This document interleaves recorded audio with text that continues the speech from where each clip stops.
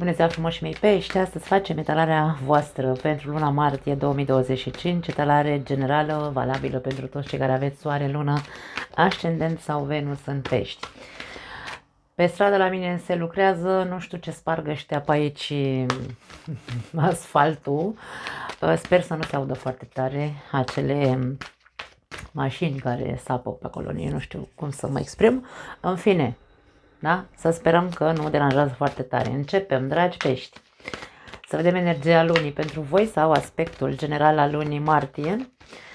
Pentru cei născuți în luna martie, vă pup cu mare drag, dragii mei, să aveți parte de o zi minunată și, așa cum spun întotdeauna, să vă îndepliniți toate dorințele. Începem. Să vedem dacă vrea să sară aspectul general al lunii pentru voi. Nu vrea să sară, mai amestecă un pic. Hai să avem un pic de răbdare, da? Voi aveți răbdare, pești. Sunt persoane care au răbdare. Să sperăm. Ok. A sărit. Invidie. Wow. La Berbec am mai văzut această imagine. Nu știu dacă aveți planete și în Berbec. Sau aveți de-a face cu berbeci și sunteți acolo ochioși unul pe celălalt. Ce se întâmplă? Nu știu de ce mi-a venit mesajul așa. Poate unii dintre voi aveți prieteni berbeci care vă invidiază sau care există invidie reciprocă, cum se zice, da? Ți se cere coerență. Este o lună în care nu trebuie să ne lăsăm, hai să zicem așa, duși de sentimentul de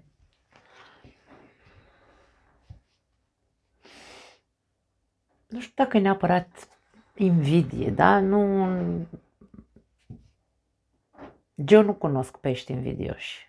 Adevărul e că nu cunosc.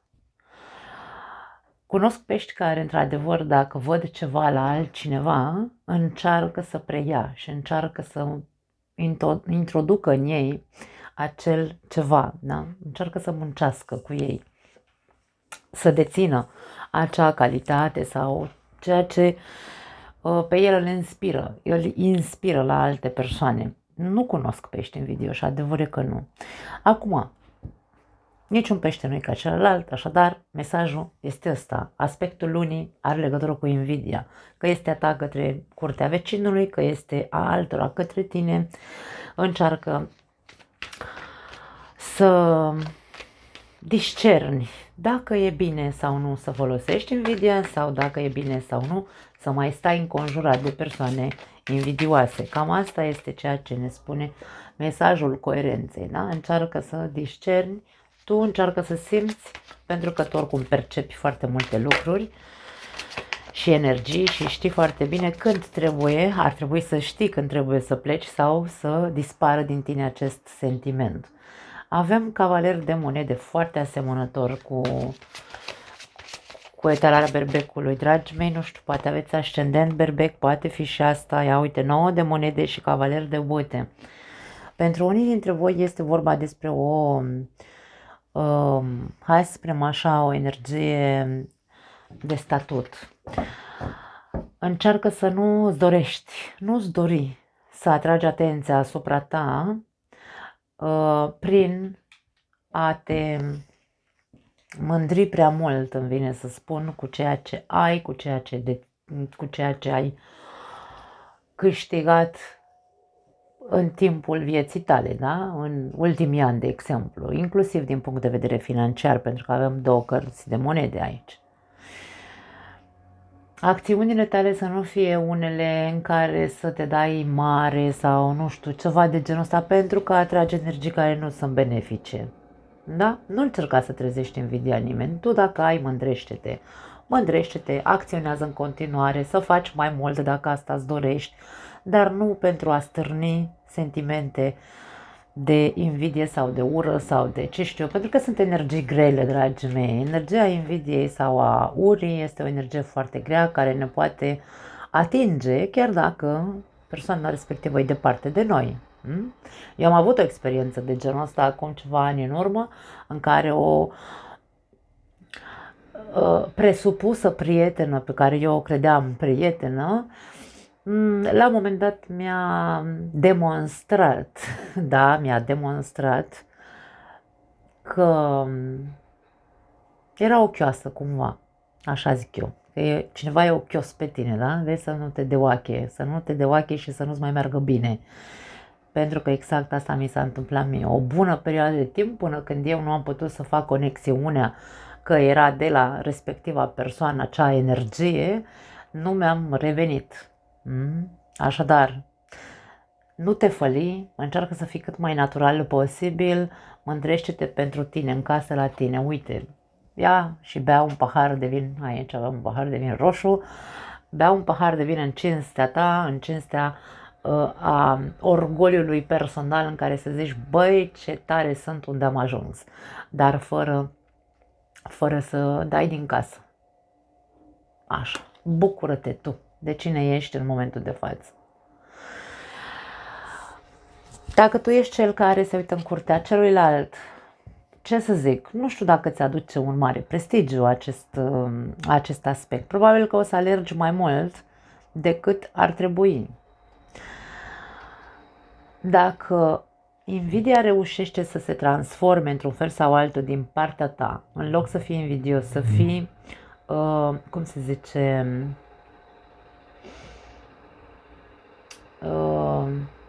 să admiri cealaltă persoană care poate a ajuns undeva, care poate are mai mult decât tine, în loc să fii invidios, întoarce această energie grea, transformă în energie ușoară și benefică pentru tine prin admirație. Admiră-l pe celălalt și fă în așa fel încât acea energie de admirație să te pună în acțiune și să zici, vreau și eu ca respectiva persoană, vreau și eu, nu pentru că eu n-am sau nu pentru că îl invidiez sau o invidiez pe acea persoană, ci vreau să am și eu pentru că îmi doresc și eu, mă inspiră această persoană, să-mi doresc și eu să am, nu știu, uite, statutul ăsta, afacerea respectivă, îmi doresc și eu să, o anume afacere, pardon, că nu trebuie să-ți dorești același lucru ca și cealaltă persoană, da? Atenție, nu. Este ceea ce există în tine, ce te cheamă pe tine sau ce te arde pe tine, pe dinăuntru, să vrei să construiești, nu ceea ce face celălalt să copiezi, nu-i despre copiat, atenție. De-aia spun că aici trebuie să fii coerent. Transformă această energie în admirație și dă-ți voie să fii impulsionat dacă vrei sau să te roadă așa pe dinăuntru și să zici, gata, vreau și eu. Vreau și eu să ajung undeva, îmi caut aici în mine toate resursele de care dispun și încet, încet o să ajung. Da? Cam asta este cumva ce sunt inspirată să spun, dragi mei. Da. Bun, trecem la energia ta. Hai să vedem în luna martie, energia peștilor, care este ea. 2 de bâte, energie de ambiție. Ok, e ok. Se vede că ai chef să faci lucruri mărețe, ai chef să faci altceva. Se vede că ești mai... evaluezi un pic de unde vii, unde ai ajuns și unde vrei să ajungi. Cam asta este poziția doiului de bâte, da? Este o energie bună, mie îmi place energia doiului de bâte. Hai să vedem cu ce vine ea. Poate să faci planuri. Ești în poziție de făcut planuri. Avem regina, cavalerul de spade și avem ăsta e 5 de cupe. Pentru unii dintre voi e posibil să trebuiască să fiți un pic mai ambițioși. Tu îți dorești să fii mai ambițios, îți dorești să îți faci alte planuri, însă ceva din trecut sau ceva din sufletul tău, o frică, o tristețe, un eșec poate fi din trecut, parcă te împiedică să acționezi. E ceva ce te ține pe loc, în tine. Acum, evaluează aceste sentimente de frică, de eșec sau ce-o fi 5 o să ai cupe pentru unii dintre voi.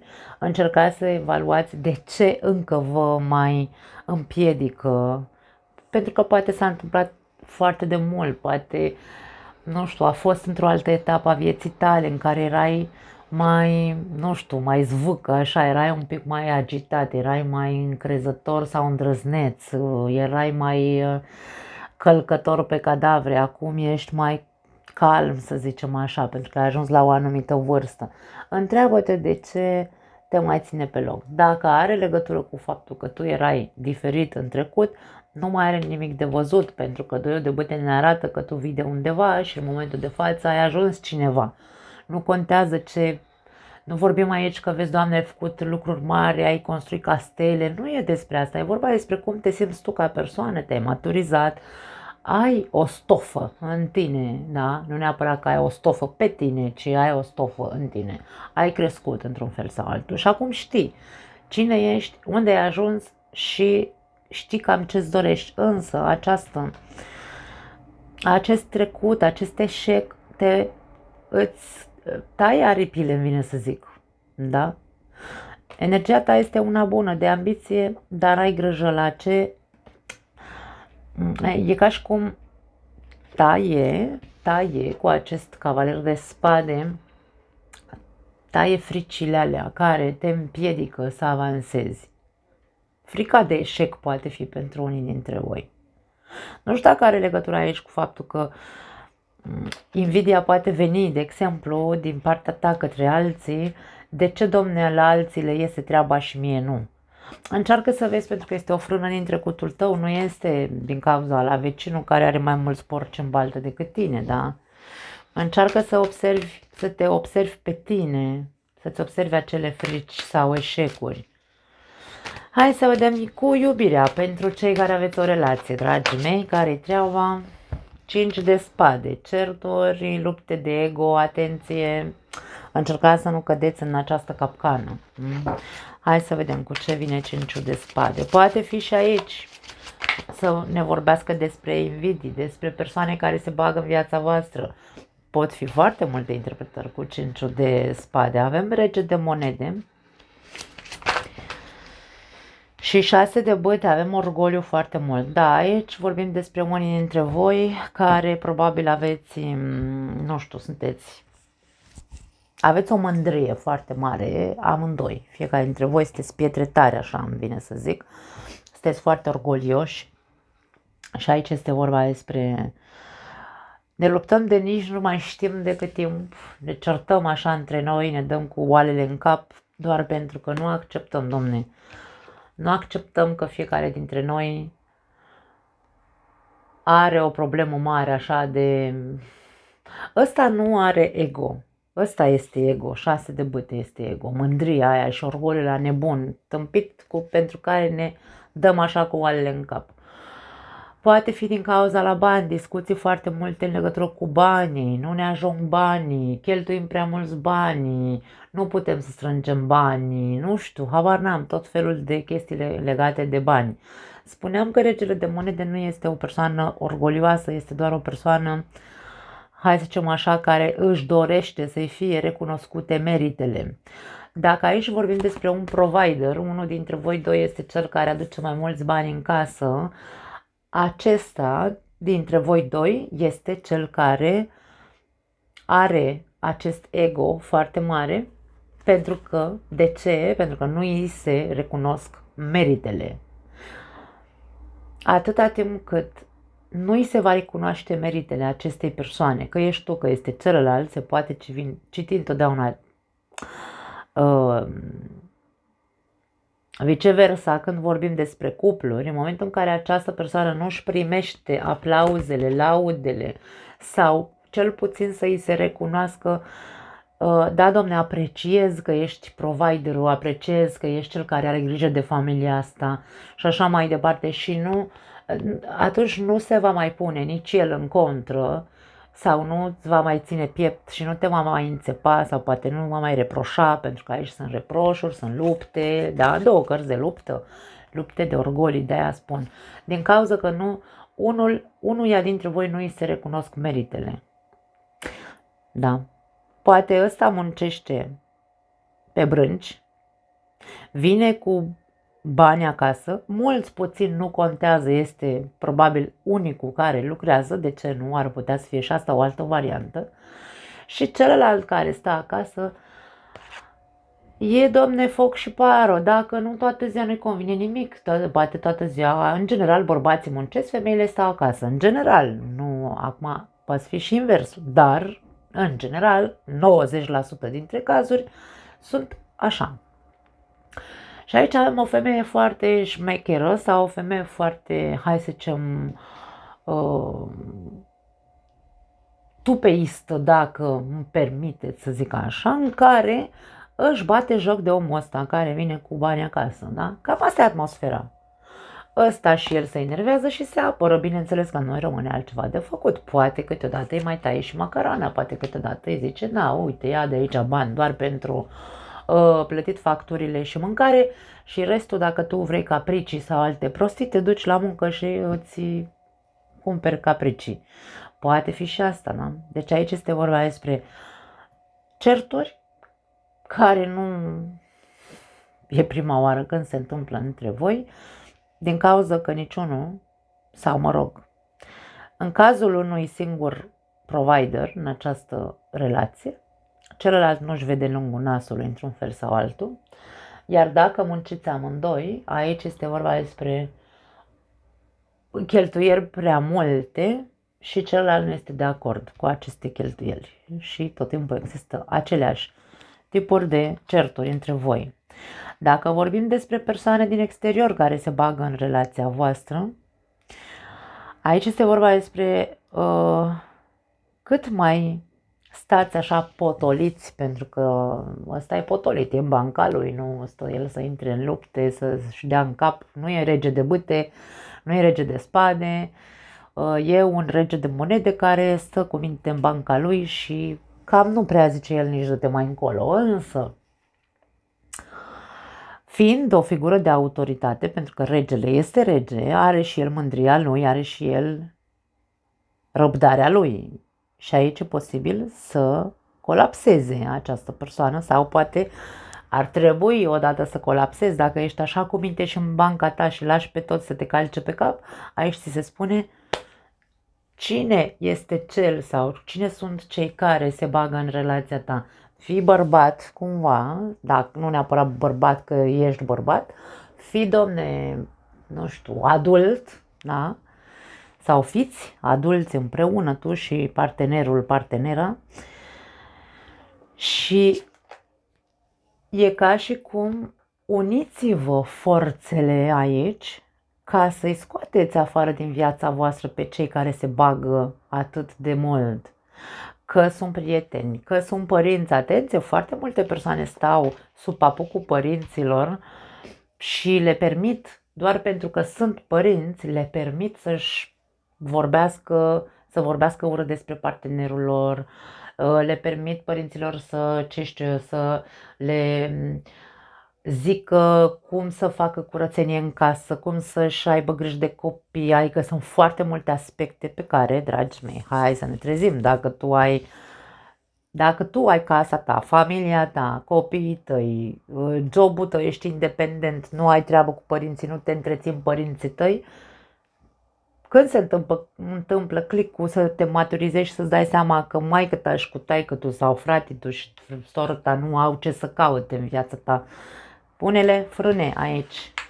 Uniți-vă forțele amândoi să-i scoateți, Doamne, afară din viața voastră. Mai faceți atâtea, nu mai stați așa în banca voastră, doar că, vezi, Doamne, e mama, tata și, cum să zic eu, așa ceva lui mama, că mămicuța care m-a făcut, nu? Am văzut eu multe la viața mea cu mămicuțe și cu bunicuțe și cu... Puteți să ziceți ce vreți. Puteți să ziceți ce vreți. Hai să vedem. Un sfat.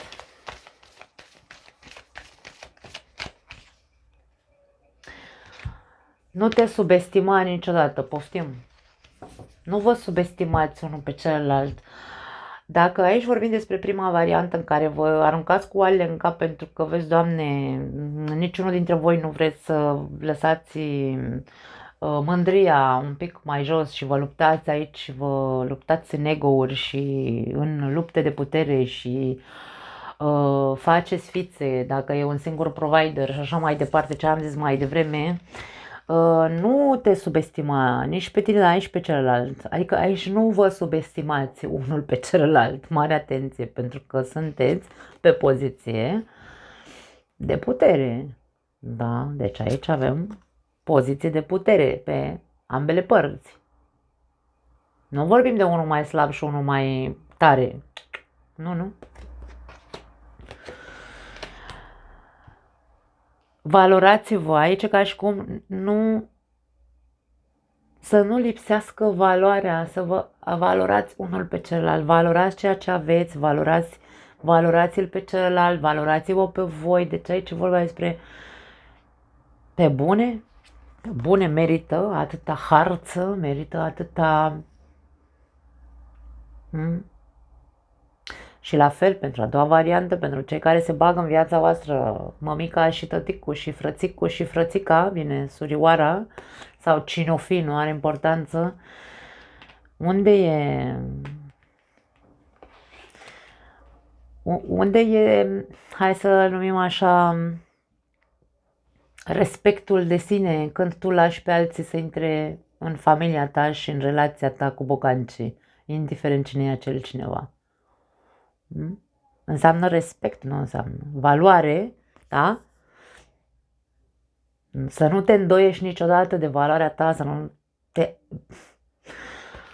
Cum se zice? Să nu te minimizezi în fața nimănui, indiferent cine este acel cineva. Valoarea. Regele de monede își cunoaște valoarea. De-aia e mândru de cine e. Așa că, dragii mei, cum am zis mai devreme, uniți-vă forțele și scoateți din viața voastră aceste persoane. Da, poate sună violent ce zic pentru unii dintre voi mai sensibili, așa, în legătură cu mămica și tăticul, dar... Ok, cei singuri. Da, eu sunt foarte pragmatică în chestiile astea. Deci eu n-am lăsat niciodată și n-am să las niciodată nici pe mama, nici pe tata, nici pe soacră mea, nici pe fratele meu, nici pe nimeni să se bage în viața mea. Vă recomand că e foarte liniște și pace la mine în casă. Pentru cei singuri, forța, wow, și aici la voi, orgoliu, putere, control. Interesantă lună pentru pești.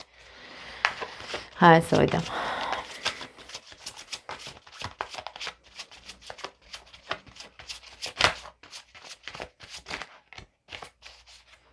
Avem o carte 4 de bâte.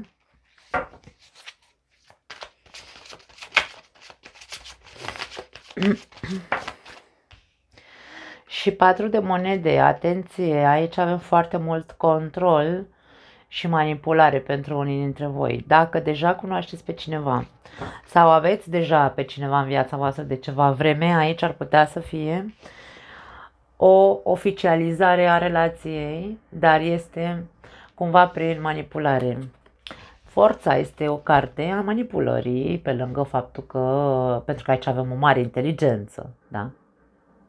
Pe capul acestei persoane avem semnul infinitului, ne arată că are ca un fel de, cu magicianul, nu? Bine, nu în acest set de tarot, nu are acest simbol. Însă,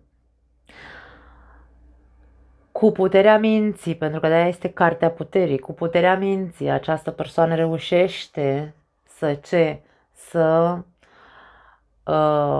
îmblânzească un animal sălbatic. Așadar, vorbim despre o manipulare mentală și ar putea să existe varianta pentru unii dintre voi să recurgeți la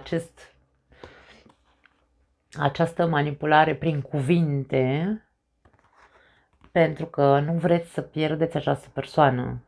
E ca și cum dacă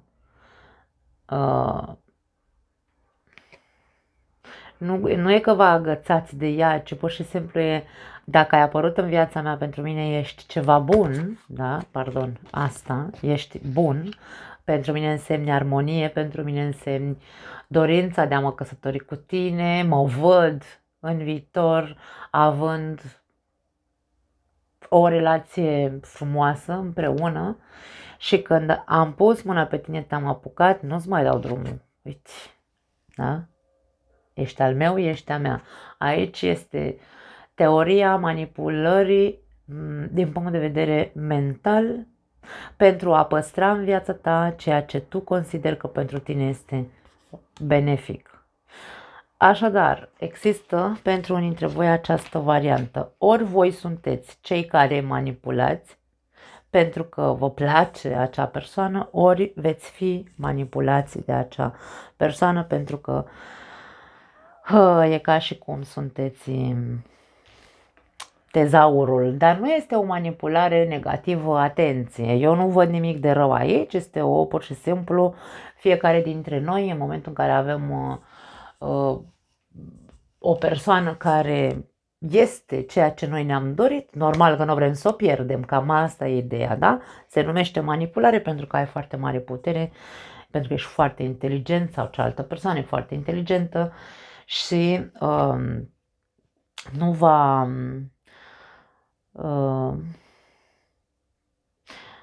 nu va permite să scapi din ghearele ei, cam asta este ideea aici, da. Bun, pentru alții dintre voi, dacă nu cunoașteți pe nimeni, în această perioadă există, de ce nu, uite aici avem o petrecere, poate îți faci tu ziua de naștere, poftim. Și la această petrecere putem să vorbim despre, hai să numim așa, un soi de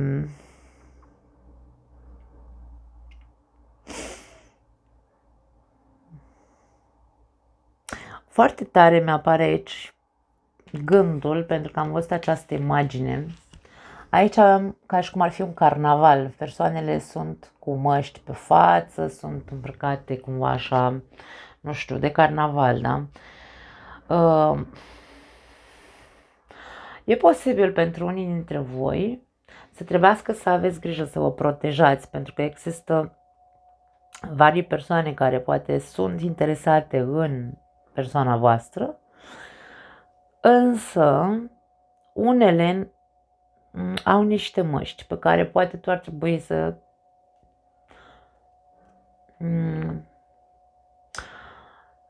te ții tare cumva așa, adică să nu pui botul la toate vrăjelile, cam asta semn să zic.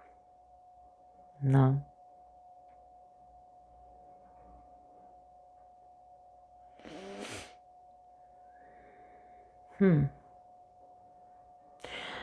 În această, la această petrecere sunt multe persoane care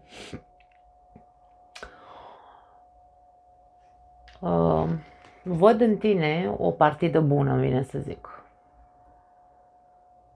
Și vor încerca să pară că sunt persoane serioase, vor încerca să pară că nu sunt interesate de partea financiară, atenție, dar în același timp, pentru că 4 de monede poate fi și cartea zgârcitului, poate fi un alt soi de tu cu inteligența să-ți dai seama, da, intuitiv îți dai seama, stai că ăsta bate câmpii, pentru că eu văd că el zice că nu e interesat de bani, dar îl văd că e super zgârcit aici, da? Există o conotație de genul ăsta. Poate vor cădea multe măști, nu știu, mi-a atras foarte tare atenția măștile acestor persoane. Dar e vorba despre o petrecere. Na, ce să zic. Alții dintre voi vă văd destul de reticenți, da? Alții pești singuri, destul de reticenți și în banca voastră, inclusiv refuzând, îmi vine să zic, anumite invitații de la alte persoane. E ca și cum ești foarte, foarte în gardă. Poate te-ai fript de prea multe ori și în momentul de față, cel puțin acum, în această lună martie, nu ești dispus să cunoști pe nimeni. Poate fi și asta o altă variantă pentru alții dintre voi. Hai să vedem un sfat.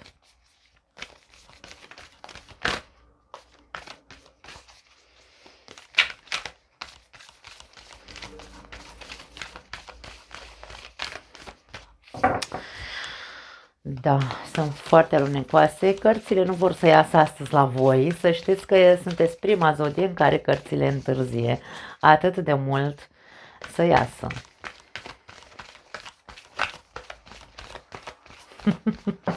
Ok. Ok, avem să nu-ți fie frică să cânți. Nu știu dacă e vorba de cântat. Nu-ți fie frică să... E un soi de control aici. Tu te controlezi foarte tare. Da. Pentru alții dintre voi îl controlați pe celălalt. Aici e vorba despre, ok, tu spuneți frica, pentru că dacă tu, de exemplu, deja ai cunoscut pe altcineva cu care, într-adevăr, îți dorești să construiești o relație, spune celuilalt, nu vreau să te pierd, nu știu, spune-i. Da, aici e vorba, nu-ți fie frică să spui, nu să cânți, să spui. Nu vreau să te pierd, ești persoana ideală pentru mine, nu te reține, aici e ca și cum tu te controlezi ca celălalt să nu-ți vadă slăbiciunile, controlezi ca celălalt să nu îți scape, cum am zis mai devreme, însă e ca și cum, da, foarte mult control și foarte multă posesivitate. Spune-i de ce ești de ce trezește în tine sentimentele astea. Spune-i, nu vreau să te pierd, vreau să, nu știu, să mă însor sau să mă mări cu tine, vreau să avem copii, habar n-am, să ne mutăm împreună, nu știu. Spune ceea ce simți, nu te închide, pentru că aici ești reticent. Pentru ceilalți,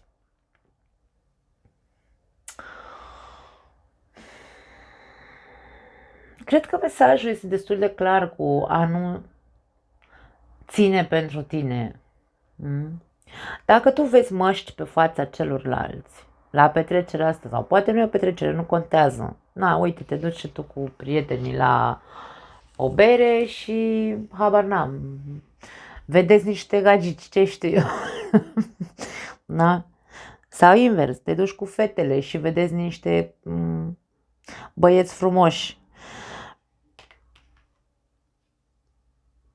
Dar pe lângă faptul că sunt frumoase aceste persoane și sunt foarte atractive și poate vă invită, pentru că aici sunt invitații, da, sunteți ca și cum, haideți și voi cu noi, că aici este multă voie bună, aici este multă...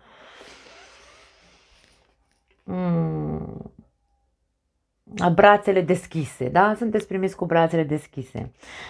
Și voi sunteți foarte, hai să zicem așa, vedeți și știți să vă protejați de persoane de astea în cazul în care vedeți măștile și când vedeți măștile și când vedeți pericolul din persoana respectivă, indiferent că persoana asta este foarte așa frumoasă, uite, vezi, și femeia arată foarte bine și bărbatul e ok, aici vorbim despre oricât de frumoasă ar fi acea persoană sau cât de atractiv ar fi pentru tine. Când tu vezi o mască aici, cântă, Doamne, zi, zi, eu nu pot să am încredere în tine, aici este vorba despre, nu, stai așa, stai că eu nu pot să mă deschid lângă tine sau nu pot să mă deschid față de o persoană ca tine. De ce te întreabă celălalt? Pentru că X, Y, Z, ce vezi tu acolo? Da.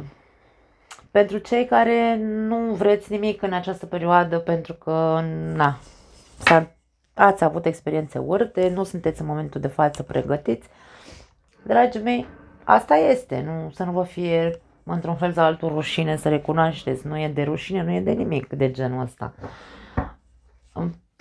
Pur și simplu acceptați și faceți pe ceilalți să înțeleagă că în momentul de față nu vă interesează nimeni și nimic și cam asta este, toată lumea în pace și liniște. Hai să vedem cariera, finanțe, job, proiecte, tot ce ține de bănuți.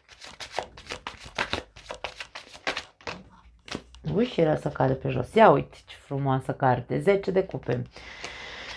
O dorință împlinită, 10 de cupe este apogeul după o lungă alergătură, să zicem așa, ai luptat să ajungi unde ești, să ai câștigurile pe care le ai. Poate unii dintre voi, dacă nu vorbim despre faptul că ai luptat foarte mult pentru ceea ce ai, poate dacă a fost o perioadă complicată în care n-ai avut un job, aici vorbim despre faptul că ceva vine către tine. Turnul, după multe pierderi, e ca și cum iese soarele, da? După o furtună întotdeauna iese soarele și avem regina de monede, independență financiară. Mulți dintre voi veți înțelege de ce până acum nu ați ajuns aici. De ce n-ați ajuns să fiți sau să aveți parte de ceva stabil, nu neapărat de abundență, atenție. Da, 10 de cupe ne arată fericire, ești foarte mulțumit, fericit pentru câștigurile pe care le ai.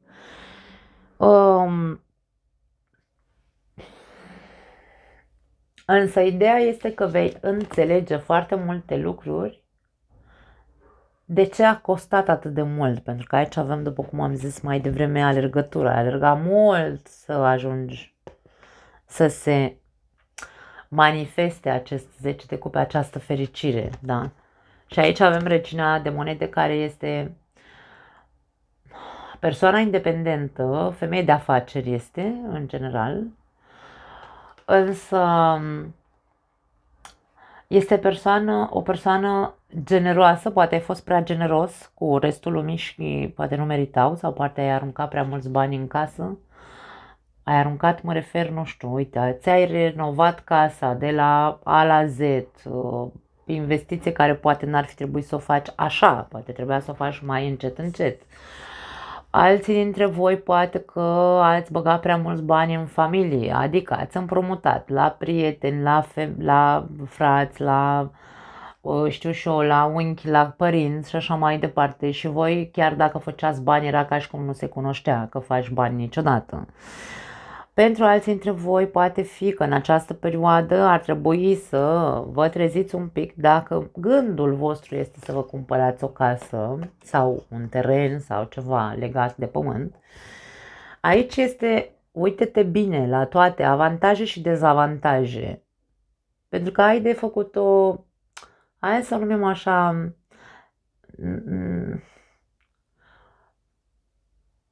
trebuie făcut încet cu cap și cu realism, da? Cu mintea limpede, clară, în care să zici, ok, stai așa, că am înțeles, domne, stai că trebuie să mă uit. Pentru ce vreau eu o casă de 2 etaje sau 3 etaje? Dau un exemplu tâmpit, da? Pentru că aici este chestiune de a vedea cu adevărat ce este necesar și ce nu.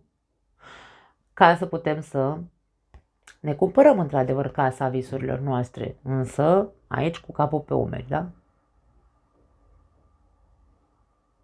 Dau exemplu. Deci o familie de 2 persoane și un copil și un cățel și o pisică, să zicem. Ce faci cu o casă de 3 etaje? Da, acum na, fiecare cu visul lui, dar aici este conștientizare, trebuie să se aprindă becul, domne, ce fac cu... E nevoie să înțelegi ceva din punct de vedere financiar. Pentru alții dintre voi, dacă sunteți bine la locul de muncă, e posibil să se zruncine ceva, să se zbuciume ceva, surpriză, surpriză, e posibil să ori să se închidă firma, ori să se restructureze anumite posturi și așa mai departe. Aici ca și cum stai liniștit, nu îți bate capul că nu o să rămâi pe din afară. Chiar dacă e să te concedieze, tu îți vei găsi oricum în altă parte, da? Deci aici e vorba despre nu vă stresați, chiar dacă poate voi simțiți, percepeți ceva anume, stați liniștiți că nu o să fie de... Poate să fie mai bine chiar. Da. Da, cam asta e. Hai să vedem sănătatea pentru pești. Luna martie 2025. O răscruce de drumuri. Ia uite ce interesant. Hai să vedem cu ce vine. Pajul de bâte.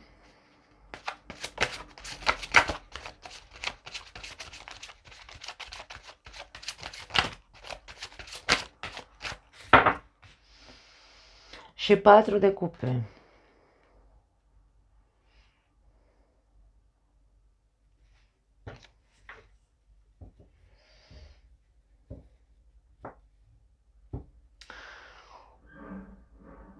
Nu-ți asumi responsabilitatea pentru ceva anume, în legătură cu sănătatea ta, bineînțeles.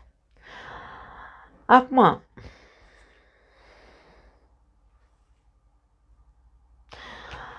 văd stări ciudate la tine. Când ești foarte energic, când ești foarte apatic sau obosit, vezi să n-ai probleme cu anemie.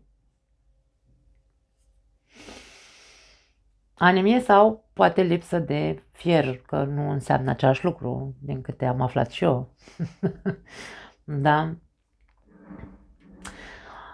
Partea emoțională și sistemul nervos, foarte mare agitație. Când ești foarte agitat, ești anxios și apoi cazi în starea cealaltă, de plâns, de melancolie, să nu fie un soi de depresie pentru alții dintre voi. De-aia spun că aici ești la răscruce de drumuri, da? Ești cumva așa, vezi că ești cu un picior către, nu aș spune un început de boală, ești cu un picior către o criză, cumva, o criză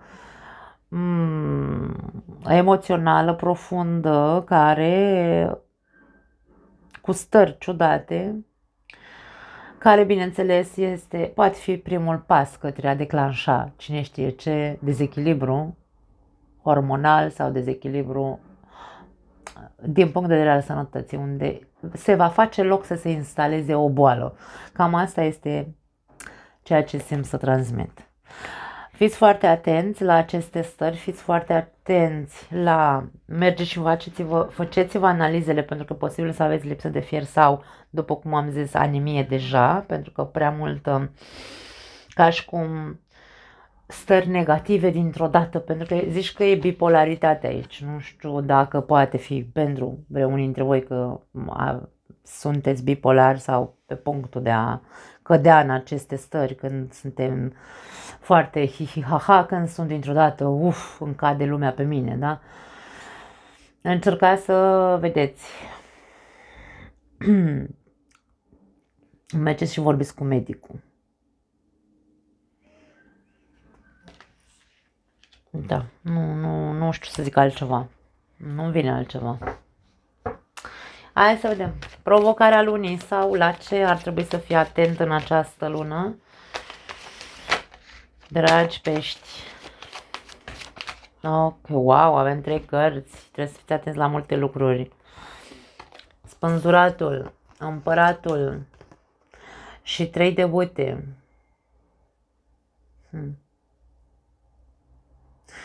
Fiți foarte atenți la ce planuri de viitor aveți. Eu vă văd pe voi, în energia voastră sunteți în 2 de bâte, care înseamnă o viziune. Vreau să mă îndrept către ceva, Am o ambiție aici, da? Vreau să ajung undeva. Și aici vedem unde vrei să ajungi. Tu știi, când cumva tu știi unde vrei să ajungi. Că vrei să ajungi să deții o putere, că vrei să ajungi să fii un lider, că vrei să ajungi să controlezi tu anumite situații, că vrei să ajungi să-ți faci o structură de personalitate puternică, e o muncă interioară pe care probabil ți-o dorești. Depinde unde te vezi tu, pentru că aici avem, eu îi spun mereu, tabloul întreg, da? Privesc de sus viața mea, ce vreau eu să se întâmple în viața mea în următoarele 3 luni cel puțin. Însă aici provocarea este să stai pe loc. Deocamdată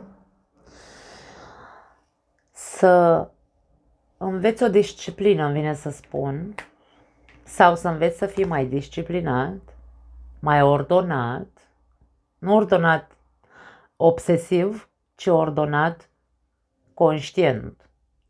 Că nu poți ajunge acolo unde tu îți dorești dacă nu ai aceste calități, îmi vine să zic, nu știu de ce mi iese așa mesajul. Ești provocat să fii mult mai evaluator, că nu știu dacă e cuvântul corect, pentru că aici avem spânzuratul care zice evaluează foarte bine situația, circumstanța, evenimentul, dorința pe care o ai Evaluează-o, pune și pe parte și pe alta, pentru că ai nevoie să înțelegi sau să vezi niște lucruri de la acea dorință. Însă împăratul vine cu acea disciplină despre care vorbeam. Evaluează și unde trebuie să implementezi niște disciplină în tine, în viața ta, în mintea ta, în gândurile tale. Ca să poți să vezi cu claritate orizontul și să zici, ok, da, acolo, da, vreau să ajung. Acolo pot să ajung. Pentru că este cartea vizionarului, Treiul de bâte, și este cartea celui care poate să materializeze ceea ce vizualizează, asta vreau să zic. Da? Dar trebuie să fie o vizualizare coerentă, o vizualizare bine gândită, o vizualizare disciplinată, da? Sau fă o disciplină în a vizualiza acel viitor pe care ți-l dorești. Da. O mare provocare pentru pești, într-adevăr. Hai să vedem clarificări aici, ce vrea să zică această combinație. Ok, avem luna, wow, luna, forța din nou se repetă și 3 de spade. Acum, pentru unii dintre voi, dragii mei, fiți atenți, pentru că aici aceste energii au vrut să iasă, nu pe degeaba. Ce înseamnă aceste energii? Înseamnă că tu încă ai o rană, o traumă pe care o ascunzi, pe care controlezi și nimeni nu trebuie să o vadă, da? Dacă tu vrei ca pe viitor, pentru că înseamnă manipulare, să nu uităm, luna, manipulare și ea are conotație de manipulare, minciună și așa mai departe. Și cu 3 de spade care ne arată suferința ta din trecut, pentru cineva, nu, de la cineva, tu ai suferit din cauza cuiva sau așa mai, sau poate invers, altcineva a suferit din cauza ta. Și aici vorbim despre, ok, stai așa, stai că vine provocarea, stai că vine momentul să fii foarte atent, pentru că e posibil ca unii dintre voi, cu manipularea și controlul, să încercați să vă răzbunați pe acea persoană care v-a făcut rău cândva. Și aici vine prima parte a etalării și zice, hei, stai pe loc, nu face așa ceva. Știm că nu-ți dorești să mai fii manipulat pe viitor, bineînțeles, dar asta nu înseamnă că nu trebuie să te responsabilizezi de ceea ce tu, așa, din start ți-ai dori să faci. Pentru cei, dacă e viceversa, da, cineva din trecutul tău, căruia tu i-ai făcut rău, va avea probabil intenția ascunsă să-ți facă rău, aici tu trebuie să stai în gardă, tu trebuie să știi să te aperi, împăratul este protector. Nu încerca să te sacrifici, nu încerca să fii martir încât să întorci și celălalt obraz într-un fel sau altul. Ok, îmi asum aici. Împăratul înseamnă asumare. Îmi asum, îmi pare rău, știu, ți-am făcut foarte mult rău în trecut, da? Tu trebuie să preiei controlul aici când vezi că cealaltă persoană încearcă într-un fel sau altul să se răzbune pe tine. Și aici vorba despre, ok, îmi pare rău, scuzele de rigoare, nu știu, formulează-ți în mintea ta o cerere de scuze, să zicem așa, da, de iertare, ca să nu, cumva ca să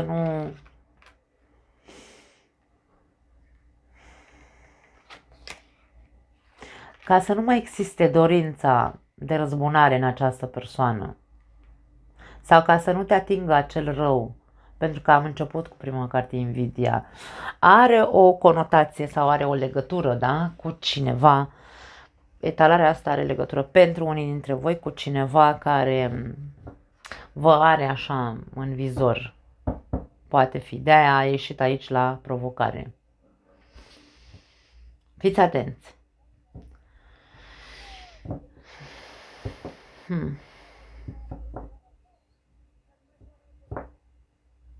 Dacă vorbim despre acea primă variantă care am zis-o, în care tu trebuie să stai și să vezi cam unde vrei să ajungi, pentru că aici ai o viziune de viitor, controlează-ți fricile.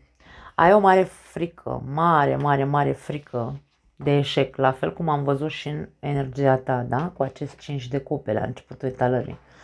Ai o mare frică de eșec.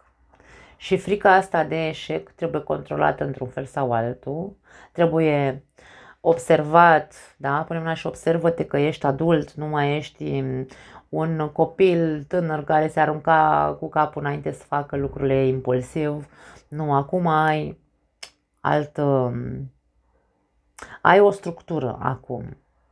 Și dacă ar fi să pierzi, tot nu ai cum să ajungi să mai suferi atât de tare, da? E un soi de asumare. Da. Bun. Hai să vedem surpriza sau de ce lucru ar trebui să te bucuri mai mult în această perioadă. Temperanța, de liniște și pace, de, nu știu, colaborare, dacă există persoane care vezi că sunt pe aceeași lungime de undă cu tine, dacă vezi că există persoane care într-adevăr vor să sunt prietenoase și încearcă doar să te ajute, să te, nu știu, aici e vorba despre o alchimie între tine și alte persoane, persoane pe care le poți cunoaște, persoane care deja le cunoști și știi că sunt așa, adică aici e ca și cum bucură-te de timpul petrecut în compania persoanelor sănătoase emoțional care contribuie ca și seamănul lui să fie bine.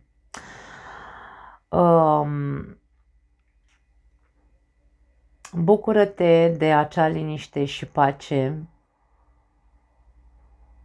pe care, dacă stăm bine să ne gândim, poate doar peștele o simte, da? Pentru că voi sunteți un semn de apă foarte profund, mai ales cei care aveți luna în pești, aveți aici, cum zic, luna în pești este o energie extraordinar de compasivă, intuitivă, simte pe toată lumea, foarte multă empatie. Vorbim de persoane extraordinar de sensibile cu luna în pești. Soarele în pești e diferit, însă luna în pești este acea compasiune.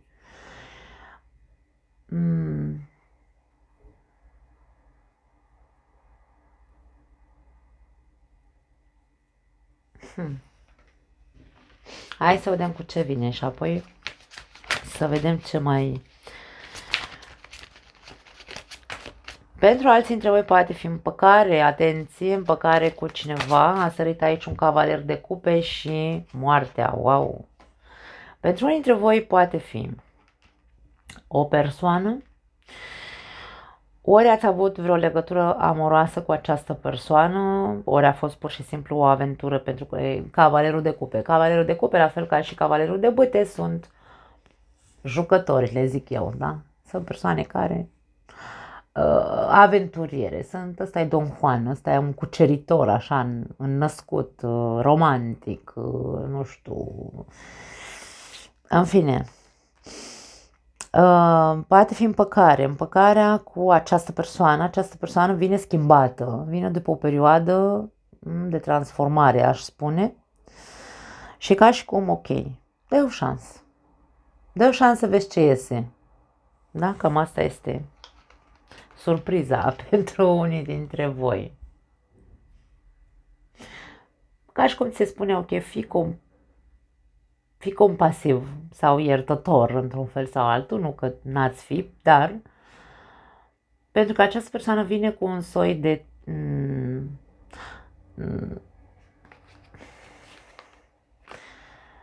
a făcut ceva, a făcut o muncă, a schimbat ceva la ea această persoană, poate nu mai este un Don Juan, poate e, nu știu, sau mă rog, o persoană mai cu foarte multe vise și iluzii, poate s-a maturizat între timp, poate fi și asta, na.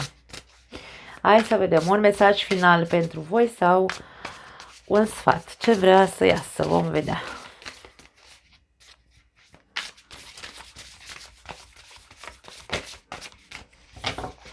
7 de spade. Atenție! Mesajul este următor. Acțiunile tale sunt într-adevăr atât de altruiste pe cât crezi. Am mai ieșit la voi acum, cred că 2 luni, dacă nu mă înșel. În luna ianuarie, mai știu dacă în luna ianuarie sau în luna decembrie. La una dintre etalările cu mesaje, probabil. Ești într-adevăr atât de altruist pe cât crezi? Acțiunile tale sunt atât de altruiste? Întreabă-te, tu știi foarte bine, pentru că primul, da, e ca și cum ar fi același card. Începem cu invidie și terminăm cu nu altruism, non-altruism, nu știu cum se zice. Foarte tare. M-a pus pe gânduri aici.